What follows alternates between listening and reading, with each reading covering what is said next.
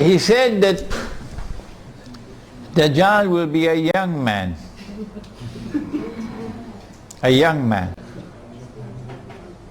And I said, based on that hadith, that tomorrow the young people are going to rule the world. Today, when I buy some, I don't know whether you've ever heard the word. It's a word that is very strange in my vocabulary. I never heard it before 10 years ago. Something called top up. Top up. Yeah, top up. Yeah. So when I buy this strange thing called top up, I have to ask the fellow to put in the money for me, because I don't know how to do it, and I'm really not interested in learning how to do it. If you make the mistake of sending me a text message, you wait a couple of years to get a reply. Because I don't know how to send text messages, and I don't want to learn to make sense. I do not want to learn. I have enough misery in my life answering 100 emails every day. Why should I make my life more miserable? With text messages. The young people are the ones who are going to be technologically literate. And all the people will behave the way I'm behaving. So young people are going to rule the world and run the world tomorrow, as the world becomes more technologically interlinked.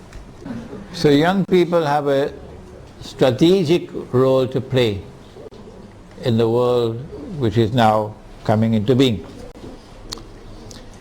Because at that stage of youth it is easier for them to learn these things of technology. But Surah Al-Kahf of the Quran has delivered to us a very important guideline.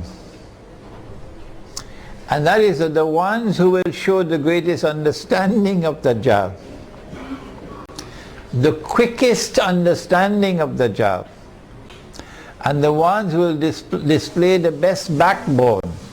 You know, they had backbones made out of iron and steel, and you know there are also backbones made out of recycled paper. You know that? So the ones who are going to demonstrate the greatest backbone for resisting the oppressor are the young ones.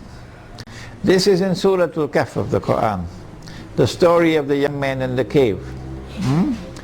And this has been my experience, that the ones who show the greatest resistance to my message that I deliver are the elders,